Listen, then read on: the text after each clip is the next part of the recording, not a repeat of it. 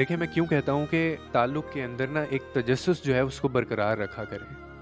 जब आप मैसेजेस पे किसी से बात कर रहे होते हैं ना, तो वो एक हमेशा तजस्सुस होता है। और जब ये बात रोज़ाना सुबह, शाम, दोपहर होने लगती है और फिर ये पोस्ट के अंदर और पिक्चर्स के अंदर कन्वर्ट हो जाती है, जो आपके मैसेजेस होते हैं, तो फिर वो जो एक तजस्सुस था वो ख़त्म हो जाता है। क्योंकि अब आप एक-दूसरे को जानने लगे हैं, आप एक-दूसरे के मिज़ाज को भी समझ गए हैं। और आपको पता है ऐसा क्यों होता है? क्योंकि अजनबियत जो होती है ना, वो कशिश रखती है, उसको आप तजस्सुस कह सकते हैं। लेकिन जब आप एक-दूसरे को जान चुके हैं, उसके बाद ये जो तजस्सुस होता है ना, ये ख़त्म हो जाता है। और जब तजस्सुस ख़त्म हो जाए किसी रिश्ते में, तो फिर उस रिश्ते के ऊपर फ़ातेह पढ़नी पड़ती है। तो फिर वो रिश्ता वैसा नहीं रहता। क्योंकि 2-4 दिन जो आपकी बात हो रही थी, तो रिप्लाई सेकंड्स में मिलता था। लेकिन जब 2-4 दिन से बात आगे बढ़ जाती है, महीनों, हफ्तों पे चली जाती है, तो उसके बाद फिर घंटों ऑनलाइन रहने के बावजूद भी आपके मैसेजेस